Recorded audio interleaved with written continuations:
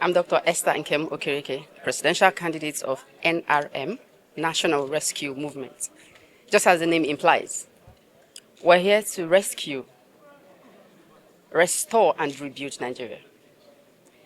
And what you should be expecting from today's peace signing is that whatever we're doing here today is for our children, is for our future, is for our jobs, is for our peace. All of us know what happened in Oshun. The people chose, the people of Oshun State. They showed up and they chose, no matter what happened. Democracy was tested and it thrived. So we're here. Women are rising with reason. And it's time to bring peace to Nigeria. It's time to heal together, and it's time for Nigeria to be rebuilt. We need a nation that is peaceful for our democracy to thrive. And it's also part of our own agenda to promote legislation on national healing and peace building, so that even after campaigns, political candidates and parties, they come together, make confessions, and forgive each other so that we can unite and build a country where peace is the order of the day. Looking at your face, you seems to be the youngest among the presidential candidates. Do we know your name? And what should we expect after signing this signing? Yeah, thank you very much.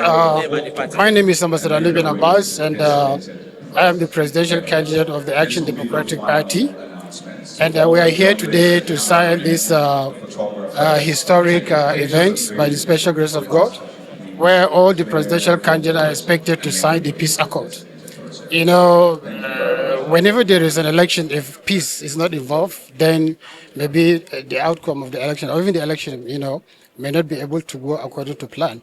So I would like to commend and thank the organizers of this program.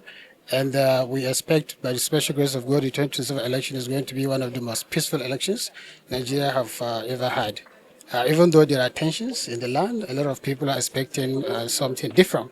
But we are optimistic that by the grace of God, what people are expecting might not happen. Even though Nigerians are angry, people are tired, and it is their constitutional right actually to come and mention or talk about anything they want to talk about it. But the most important thing is peace, because when there is no peace, there will be no election. So I want to call on all the political parties, our leaders, the people in power, and Nigerians particularly, to remain steadfast, to remain peaceful, and to remain confident that by the special grace of God, Nigeria will be the best come 2027. And as the youngest presidential candidate, I believe the hope lies in the hands, the future lies in the hands of the younger generation. And it's not a crime for us to also call on them, to step aside, guide us so that we'll be able to move this country forward. Because I know and I believe that Nigeria has never been divided like this time. And so we have a very great task ahead of us. So we're calling on Nigerians to vote for ADP, to vote for the youngest presidential candidate in order to birth a new nation by the grace of God. For me, the outcome is, in my opinion, for you to have a peaceful, transparent, and credible election, that election needs to be conducted in an atmosphere of peace. It needs to be conducted in an atmosphere where the major players, I'm talking about the candidates, various candidates, the House of Assembly candidates, the governorship candidate, the National Assembly candidate, and ultimately the presidential candidate, that they comport themselves in such a way that you see some measure of civility, and of course the need for these candidates to maintain issues. Because if you look at the heading or the theme, it says it is a national peace accord to commit political parties and candidates to issue-based campaign. So when Nigeria are ultimately about to make a choice, it's a choice that should be anchored on the real issues affecting the country. And so for me, this is a noble initiative, and I commend the members of the National Peace Committee headed by General Absalami Abubakar And of course, very importantly, the convener, Bishop Matthew Hassan Kuka, for putting up such initiative. And I really believe and encourage all political parties to commit themselves, just like we've signed now. Let them make that commitment, and together we can build a Nigeria that we all can be proud of. This ceremony has been on for years, and we have not seen that commitment, just as it has been promised. I do not agree with you. Why I don't agree with you is, you see, I'm an optimist.